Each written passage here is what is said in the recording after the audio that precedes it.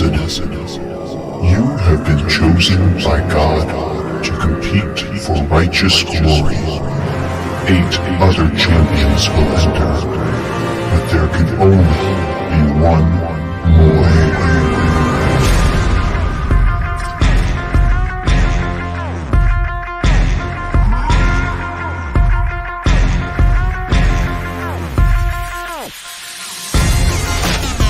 And now, introducing your host, Jake, the gluten-free careless.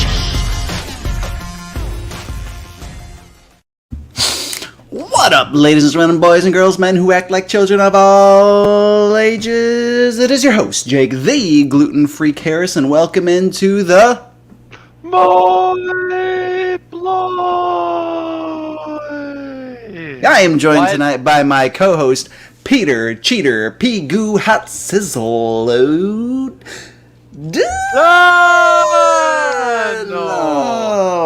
That's right, ladies and gentlemen, boys and girls, men who act like children of all ages.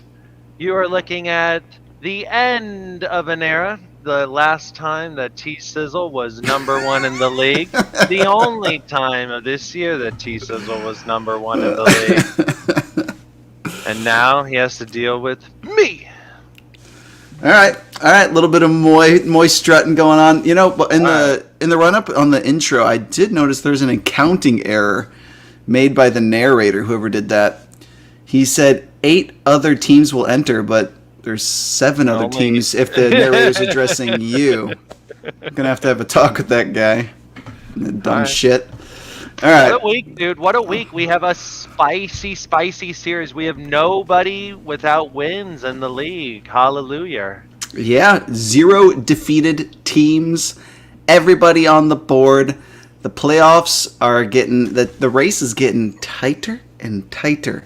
And this is, I will say... This is the path that I told Brett and Eddie needed to happen, where there's 2 or 3 teams beating up on everybody else, and then everyone else is just squished together in a pack. Yep. Now, do you want to go over the results from? I do last week, but I really just want to say this. This is why it's going to get interesting, is because this is the first 4 weeks are freebies. Maybe it's 5, but when the bye weeks start, the injuries pile up. Everything changes, and then that's when you see, like me a couple years ago. I started out, I think, 6-0 or 6-1, and injuries and matchups did not go my way, and I lost my way the last 4 weeks. That's true. Playoffs. Managers do become complacent. Anything can happen here. Yep. Mr. Complacency. managers do become complacent. It's a very real thing, and you know what? I think some managers give up hope, and I think some managers become complacent, and I think that the hustlers almost always find a way into the playoffs.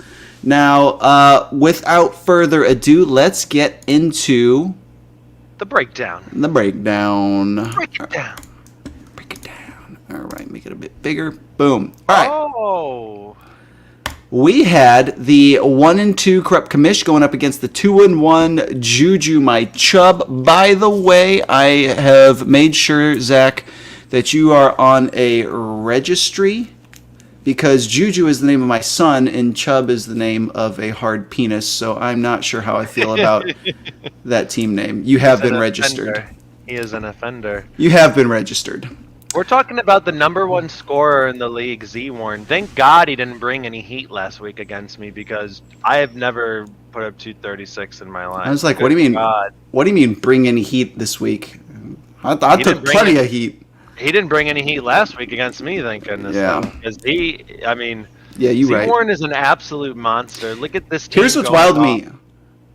His third best performer didn't even break 30. I had 3 guys that broke 30. You think like, oh, Corrupt Commish had a great lineup. Nah, dude. Zach's team just like 0 duds across the board. Let's take a look here. 0 duds. We look at, this layout is so wonky. All right, he had 15 burger, 26, 35, 21, 34, 19, 12. He had 2 single-digit performances and then another single-digit in his defense, whereas I had A grand total of 1, 2, 3, 4, 5, 6 single-digit performances, and a few that barely broke double digits. And that's the difference. That's the difference, man. It's a huge difference, absolutely. All right, let's keep rolling. All right. I think the story of that game is just my running back core is weak, and my receivers that I drafted really early, it's not working out. The trades you made for quarterbacks are looking good. I can tell you that Jameis put up no points this weekend, and Russell Wilson put up more than Kirk Cousins. So we'll get into the art of the steal later tonight. Let's talk about some of the deals that have gone down, because there's quite a few to cover. Jameis for Brady will go down as the GOAT trade of all time. I used to think there were other GOAT trades, but that one will go down as the GOAT. All right, next up, we have got, it was the 1-2, Only Commish Can Stop Me, versus the 0-3, My Name is Mr. Irrelevant. Now, is that Brett Fitzgerald, who used to be named Fish, Beaver, Bone or something like that? I'm trying to think what do you remember his name? And I definitely got it. I got all the references. One Fish, was a reference to Devo, Beaver, and Bone. Nailed it. With you want to bone the beaver with your limp fish.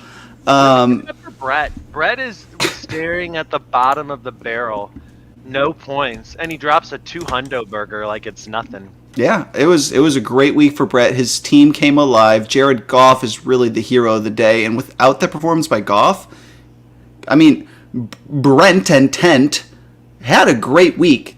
Tickled the bottom. He was tickling the bottom of 200 there, and Brent just came over the top of 200.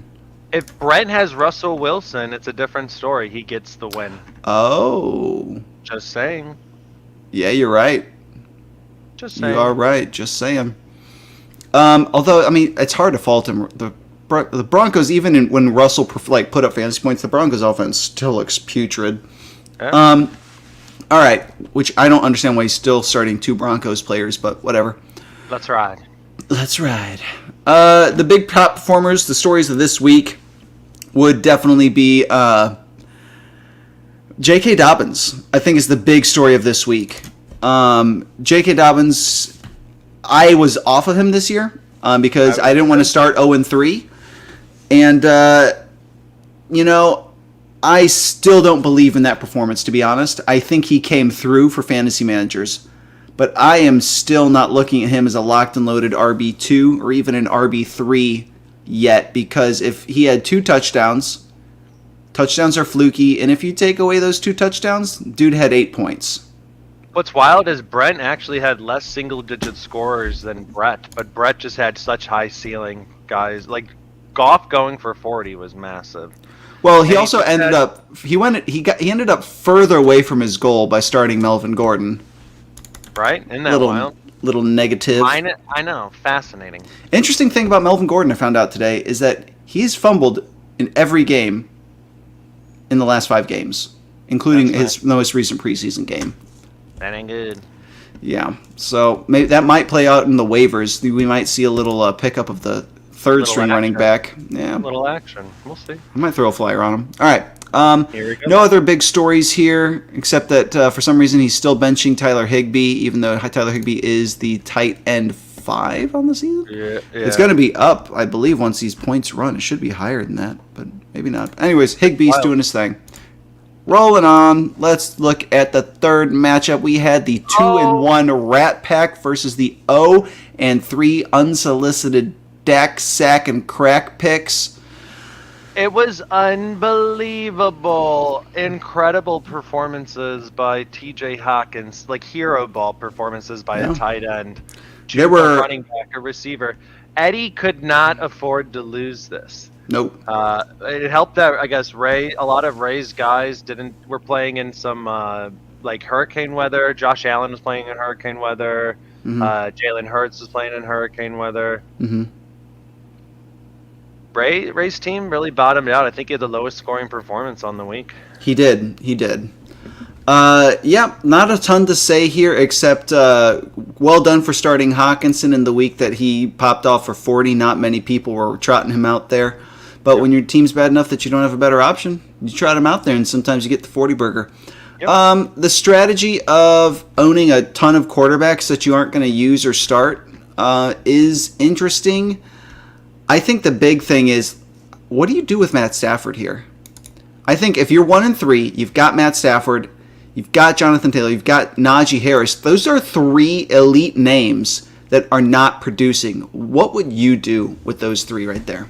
I'd be looking for people who are interested. Again, Jonathan Taylor is injured and will probably be playing through injury. You don't love to hear that about the 101.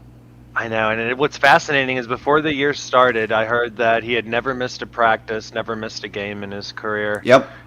And they have a Thursday night game this week as well. Oh God, is it Thursday? Yeah, it's a very tricky matchup this week. So that's one of those things where if you can get a haul for JT and you're in a 1-3 hole that like you need to win. Dude, this is it. This is a moment. You have to make this trade if you want to accelerate beyond. I would definitely be considering it. I'm not going to trade him for nothing because I don't think JT is going up against someone that scares me this week. Denver just got shit all over by whoever they just played. I think it was, I don't remember who just ran all over Denver, but someone just absolutely face rolled Denver by running like all over the place. They just played. What was it? It was Josh Jacobs and the Raiders. Oh yeah, Josh Jacobs had like his second best game of his entire career. So I'm not terrified of the Denver defense for a rusher. But if he's not healthy. But if he's not healthy and the Colts offense has looked so bad, it's just one of those things where I don't know. I may keep him. If I was the Jonathan Taylor holder, I don't know if I'd keep him, but he comes back. I'd be shopping him for maybe a C-Mac or like if you felt like you need to win and you're not willing to risk a bad week against Jonathan Taylor, and Jonathan Taylor, like, it's not a great matchup. Denver does have a good defense. Dude, another thing is, like, he has players that if he can get 2 back for Taylor, and that just or maybe just goes a 1-for-1 on high end. He's got some guys that are incredible players. Like Najee Harris, he could also consider trading, who hasn't been doing maybe anything spectacular.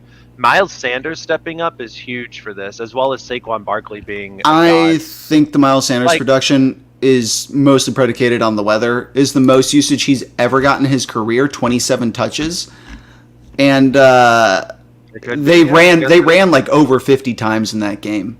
So like he still didn't really like his percentage of the carries is still not like that elite like 80% mark. It was in like the mid to upper 60s. So I'm not looking at Miles Sanders and thinking, oh, RB1 rest of season. I'm looking at Miles Sanders and going, great, maybe I can sell high here to someone like I don't know, some idiot like the corrupt commissioner who's desperate for a running back, and see if you can take him for a ride. I like it. Because Jalen Hurts is the number 1 RB on that team. We all know. That's true. All right, let's take a look. Finally, but not last or least, we had Trevor Truss versus the Fandalorian. Why don't you take this one away? It was a massacre.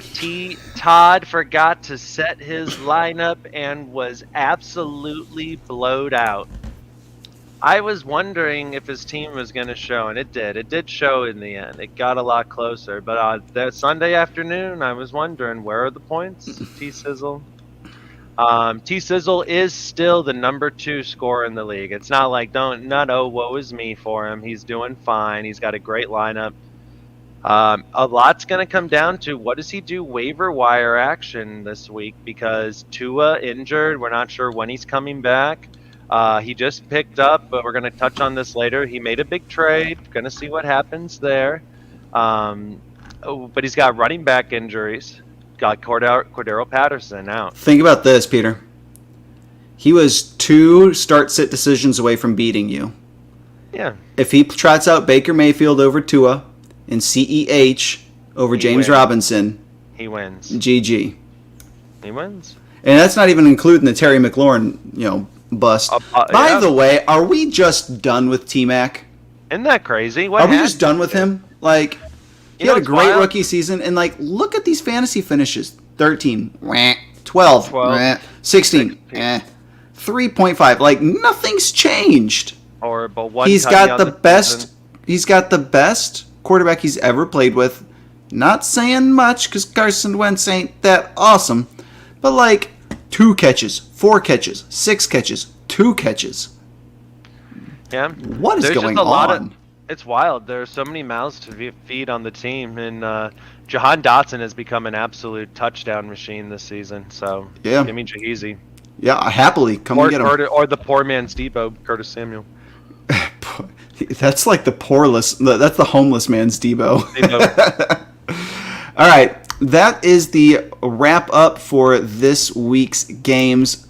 Boys, we have got a couple of things to cover in the league. We have got some trades to break down. We're going to try and cruise through this because I also want to give an update on the new and exciting playoff situation here. 1 second, I got to get the trades opened up a bit more. All right. So let's talk about our first trade. We're just gonna go backwards.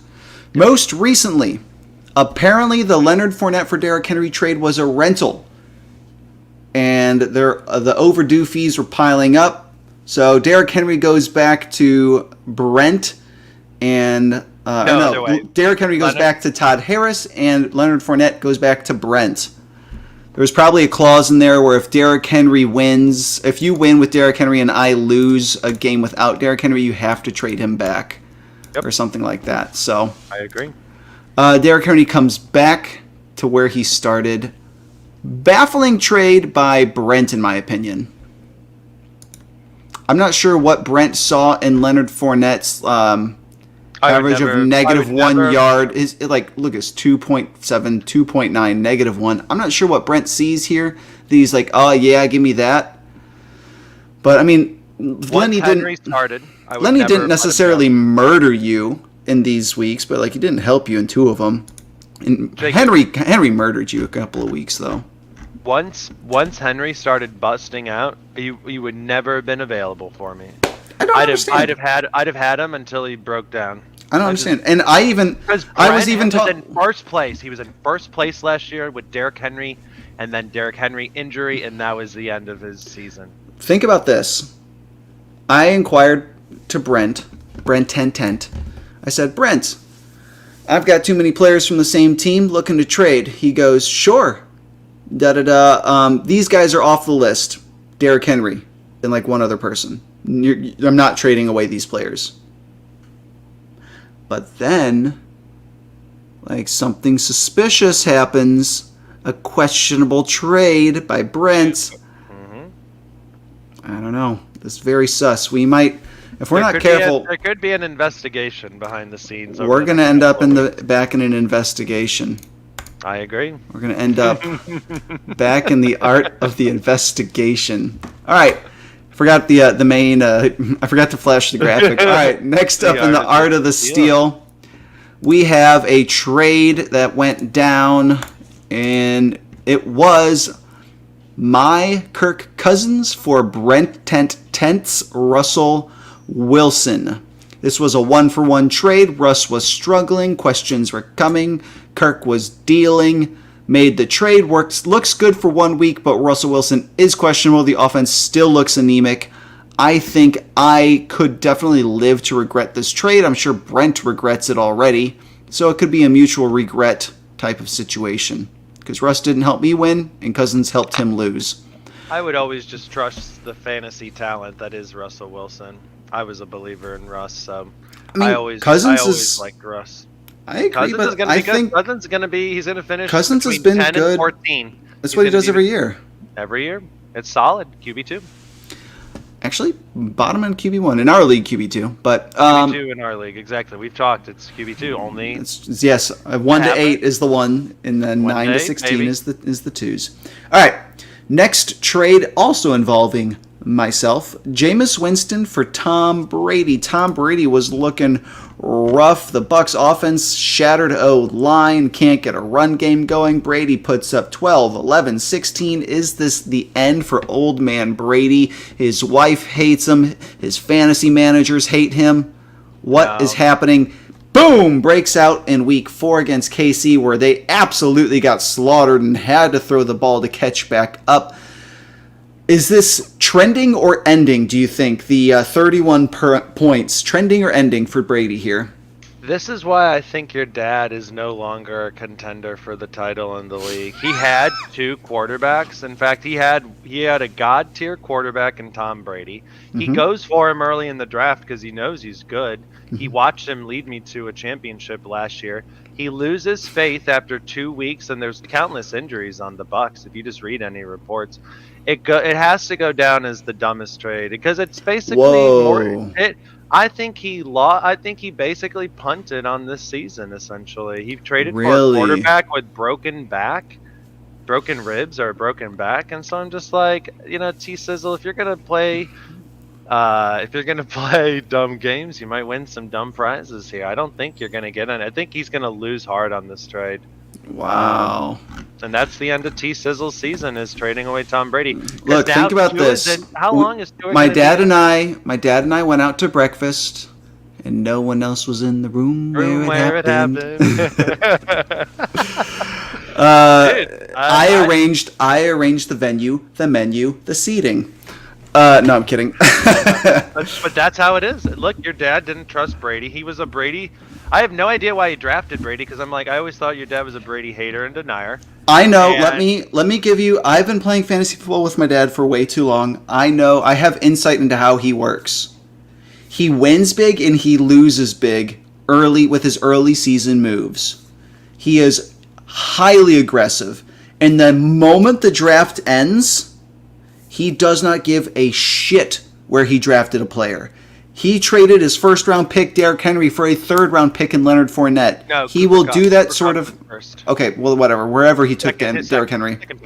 He will do that shit all day long, because the moment that the draft is over, he removes all those round values. He's not like, oh, man, I'm trading my first-round pick for a fifth-rounder. He don't care. He does not care. Brady was a high-round pick for him. Jameis Winston was lower. He doesn't care. He sees that Winston's putting up points. Brady's not. He looks at the tea leaves and goes, Brady crumbles when pressure's up the middle. The interior O-line for Bucs is dog shit. Winston's got tons of weapons and he's putting up points. Great, let me do it. Now, I think Winston's going to come back and have a good season. I think he's got too many weapons to fail. And I do think Tom Brady, it depends a lot on Chris Godwin's health. If Chris Godwin can come back and get healthy, it can be kind of a dink and dunk offense, but I think with any good pass rush, Brady is going to struggle. Let's keep moving. Last thing I'll say is your dad is now in a 2 QB league, and he is going into the next stretch of these weeks. Where's his quarterbacks? Yeah. It's all going to come down to making sure he has masterfully picks his good players and their production every week. He's going to get probably ceiling of 20 points at quarterback position. It's not good. Yeah, that's suboptimal. It is a 6-point passing league, so it might be a 25-point ceiling. But let's keep rolling. We had a trade involving Ray and Brentent. Ray trades away. I think it was Ray trading away. Yeah, Ray trades away Deontay Johnson and gets Devonta Smith and Zach Ertz, the first 2-for-1 trade we see this season. Do you have any feelings on this? I like getting out of the Deontay Johnson market at the time. I really liked it, and I love that he got Devonta Smith, who had just had a monster game. Give me Devonta Smith probably, and I know they're switching to Kenny Pickett in Pittsburgh, but there's a lot of mouths to feed. George Pickens just breaking out. Here's the thing. Claypool is there with his horrible hands. With the Pittsburgh offense going to Kenny Pickett, rookie quarterbacks are almost always a detriment for pass catchers.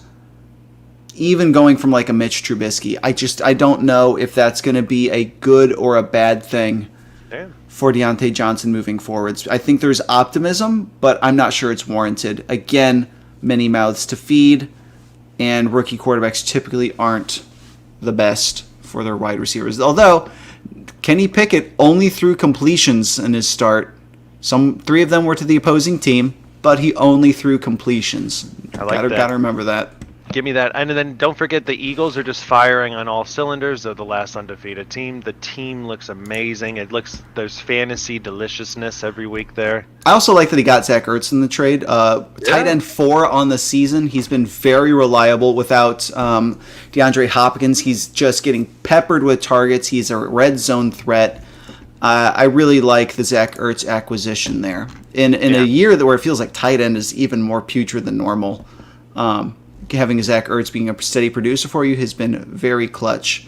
Yep. Now let's move it to some secondary matrix. How's that sound? Ooh, I love it. Break it down. All right, you ready to dodge some bullets?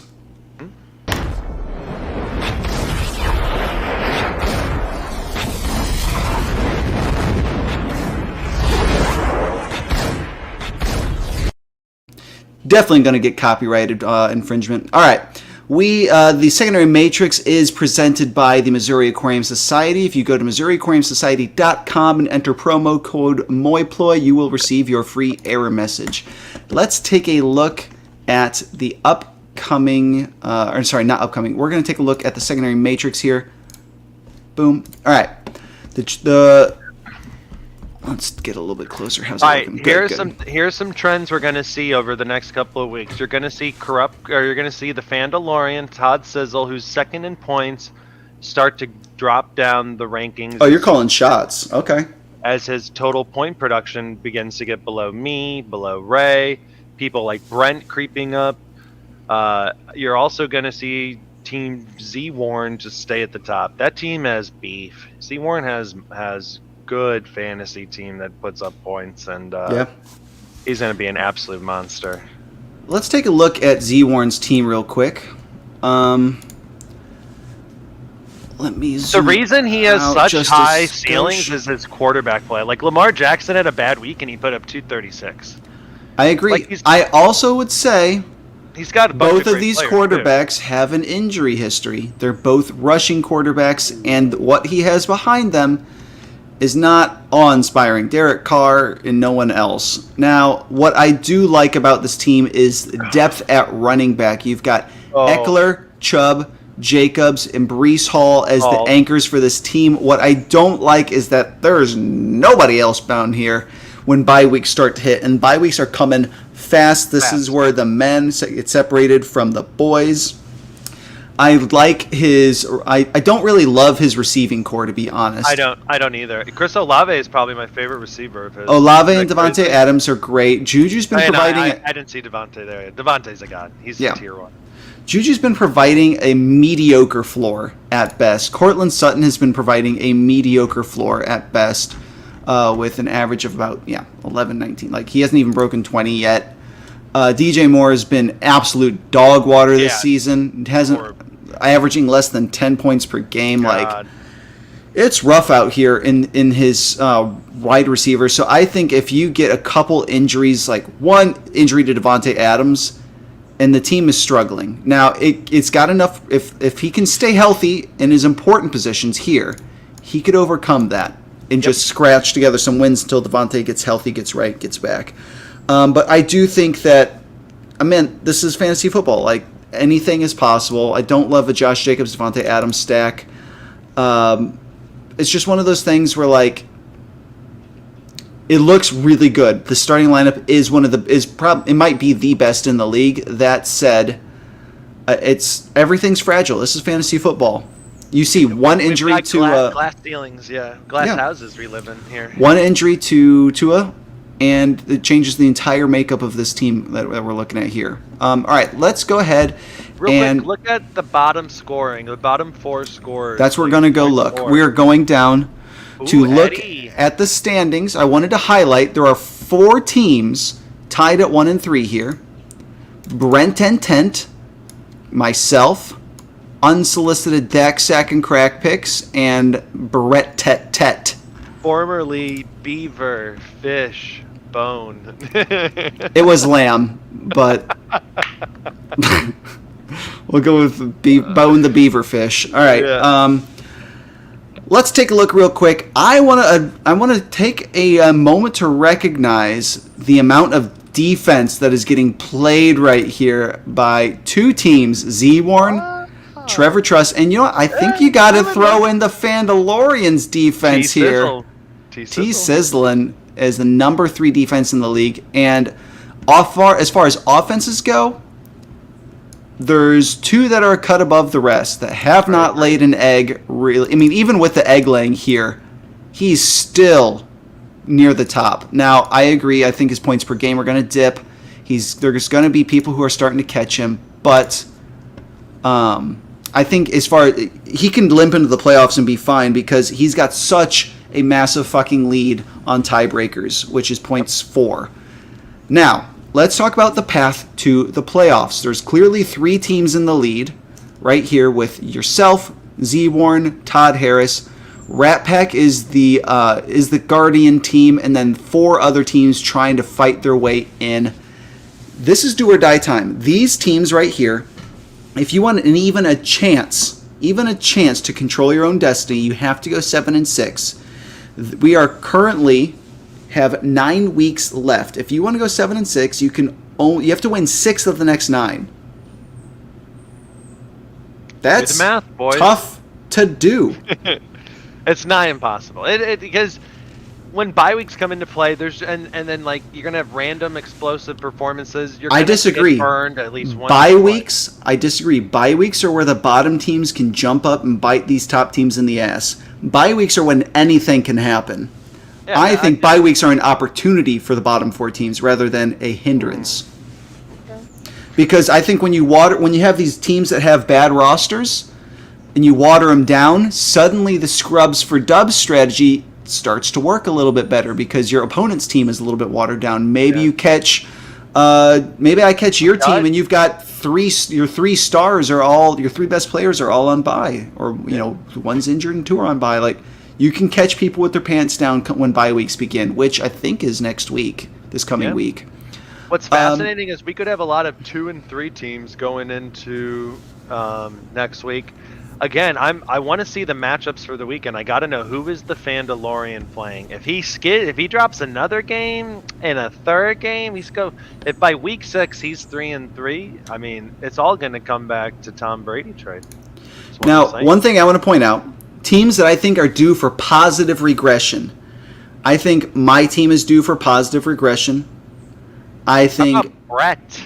I think Brett is not due for positive regression until he can show me that his team can consistently put up points. I think the fact that he has got the highest points against is not necessarily a tick in his favor. I mean, sure, like maybe you don't get 200 hung on you every single week like you and I have, dog. I feel you. It's fucking rough having 200 put up on you every single week. But when you're averaging 150, doesn't matter. Yeah, the positive you're still going to lose 160 to 180 even if some positive regression comes your way. Now, I think my team, the players on it are better than they're performing. And I think I am also getting super unlucky like I do every single fucking year. Or I'm constantly leading in points against. I don't know what it is. But there were like 3 other teams that I could have beaten this past week, and I just wasn't matched up with them. I was matched up with the number 1 scorer. Thank you, Zach. I think Brent Tent also due for some positive regression here. I think he got a little bit unlucky. I think his 194 could have beaten, I think, all but 2 teams, and he just happened to play against one of the 2 teams that his score couldn't beat. I actually had Brent. I chose Brent to win that game. It was an unbelievable upset. It was, and it was a necessary one because it kept some guys in the running. And I think the league is more interesting when everybody's in the running. I agree. As far as Ray, I like Ray's team. I think that Ray really. How to best sum up what's happening right now? Ray's world, tragic Ray starts to take. Drafted great, starting to tank. The Ray we know. And here's the fun part. Ray is the team that everybody's chasing. So if the narrative plays out the Ray Rat way, drafted great starts to tank. And that's by the way, Brett, that's a rhyme you'll appreciate. He'll get the reference. But listen to this. Here's a stat about Ray that only 2 people can say. Ray and myself are the only 2 people to be top 4 in scoring every year of the league of this iteration of the MoY Ploy. Just saying. Ray what does this iteration qualify? What does that mean?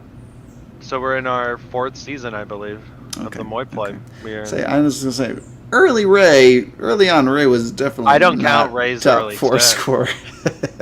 Ray, don't worry, I don't count the stats. All right, so let's take a super freaking quick look at the upcoming matchups this week. We're going to have to blaze through this. We're at 35 minutes. We've been having a good time. Shit.